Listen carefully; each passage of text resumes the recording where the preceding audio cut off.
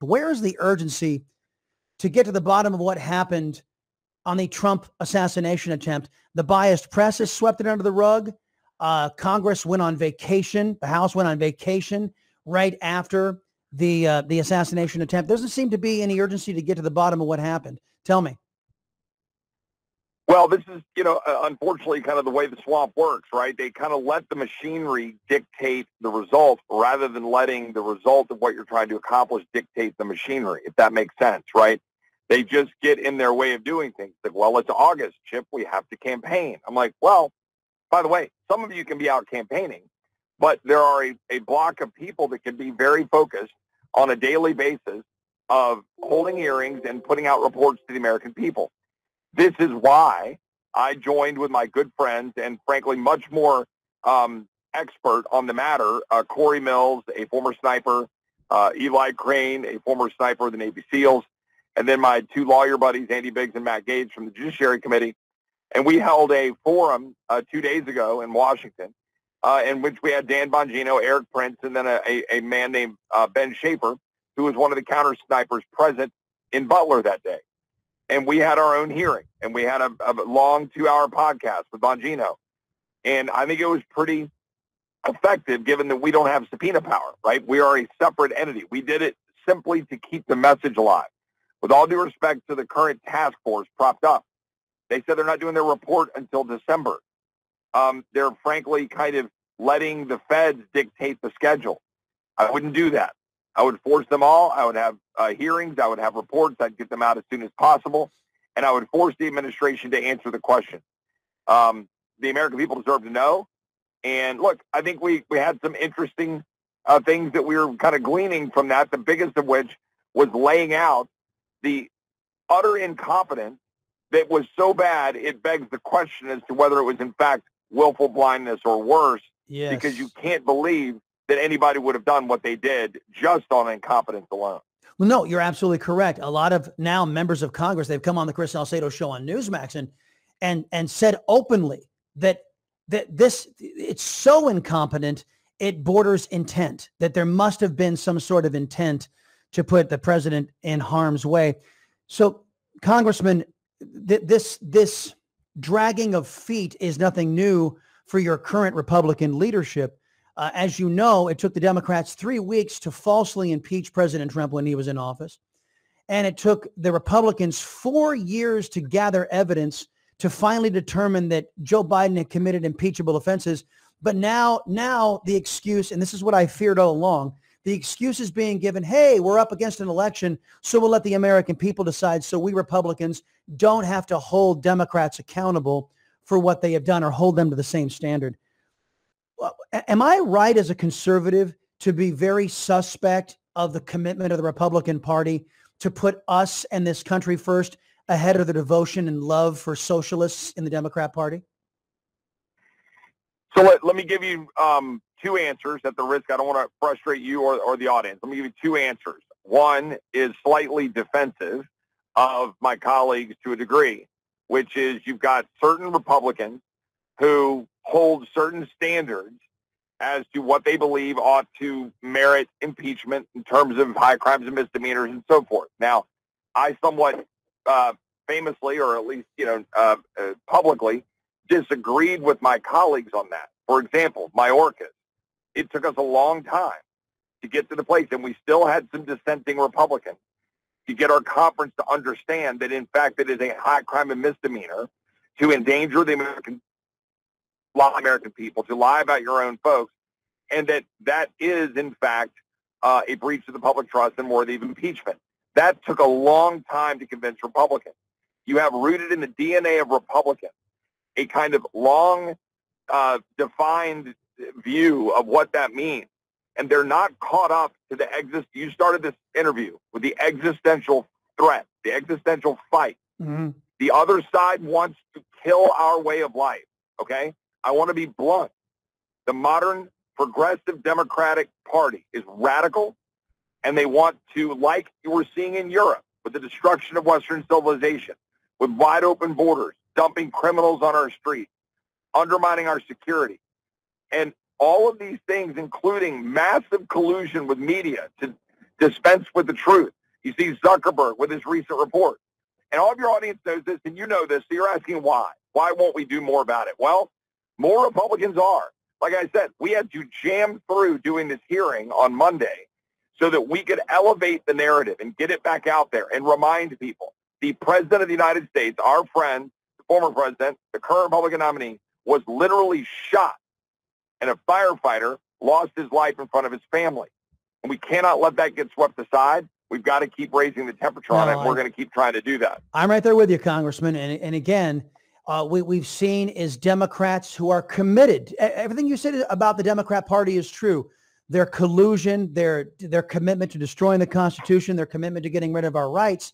What we're lacking is a commitment on the other side to stop them, to where Republicans will not even hold them to the same standard. So I believe Democrats deserve to be held to the same standard they held the Republican President, Donald Trump. But maybe that's where I differ with your current leadership. And may I suggest maybe new leadership is in order. Folks, we're talking to Congressman Chip Roy, and I want to transition if I can, because also the Democrats are colluding with foreign enemy nations to harm the United States. And we're seeing it in our beloved Texas. If it's happening here, just imagine where it's happening, how to a degree it's happening in other states when it comes to power, this whole green energy boondoggle. And you sat down with the Texas Scorecard and you had this conversation with Michael Quinn Sullivan in their documentary, Red Power, which shows that China's malign activities, they are trying to, while they build up their own energy portfolio with common sense, reliable energy, they're seeking to destroy America's energy grid and our reliability. Listen to this soundbite from the documentary. Okay, so I want to step back for a second. Sure. Something you just said shocked me. China's building 1.5 coal-fired plants a week. China is doing that, I would imagine, in some part, with the cash we're sending them to build us solar panels. If solar panels are such a good idea, why isn't China using solar to rev up their economy?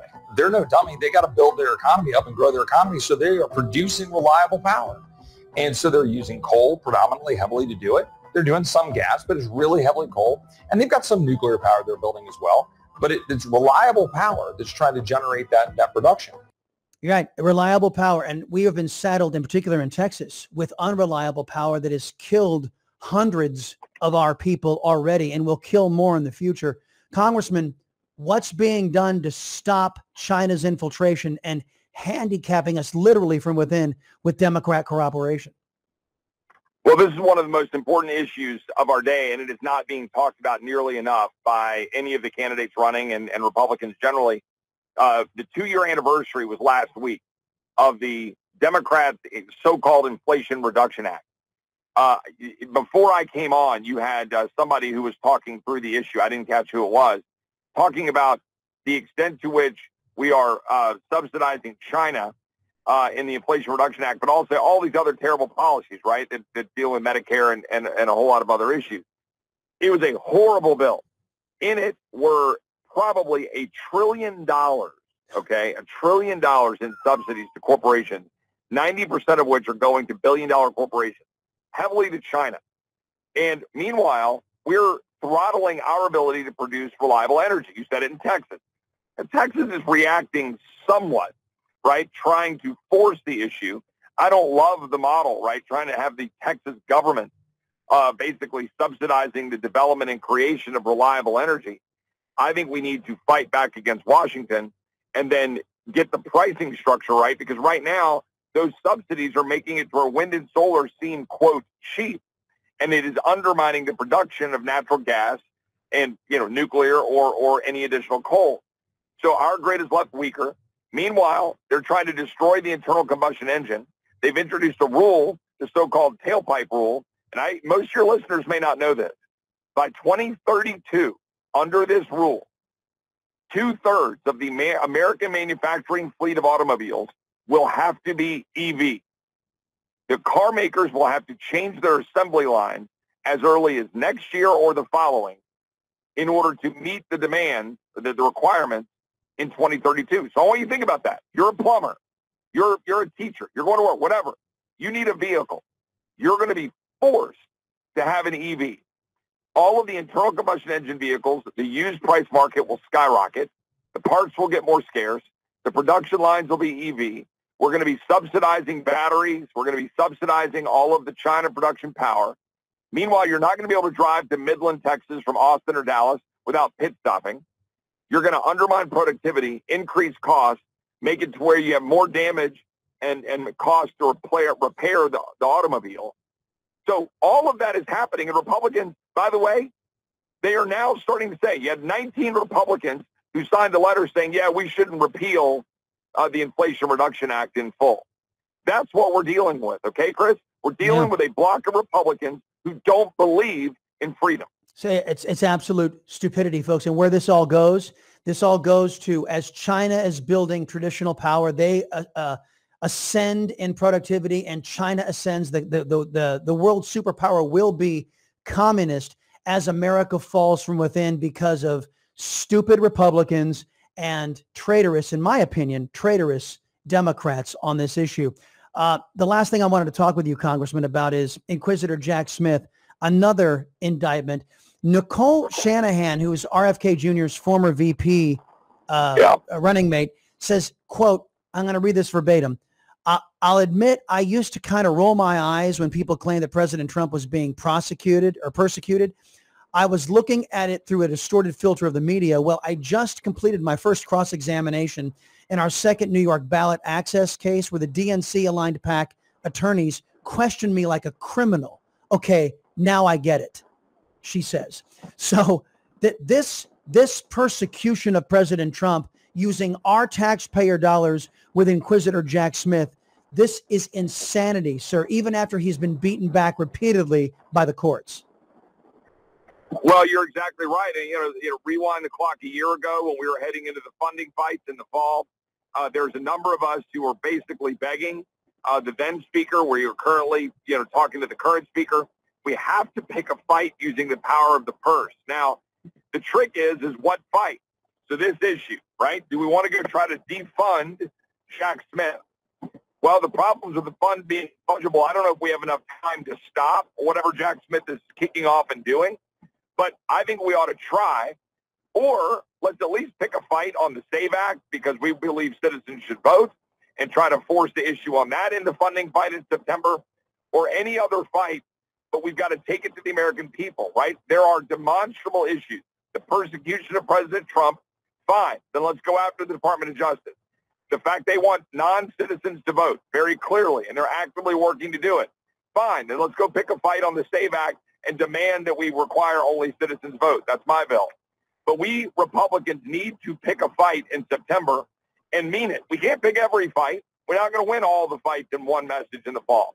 But we got to pick a clear fight, a clear message, take it to the people, and demand that we make that a central issue of the campaign if you want to have enthusiastic voters. Well, it would be the virtue of the first time the Republican Party has fought this large lurch left of the Democrats, this socialist communist regime that is now the Democrat Party. It would be the first time the Republicans have stood up to protect us if that happens. Hopefully, Congressman, you have a strong voice inside the Republican caucus to convince them that their people and their voters are worth defending. Congressman Chip Roy, everybody, 21st Congressional District in the great state of Texas. Have a great day, sir. Thank you. God bless, Chris. Take care.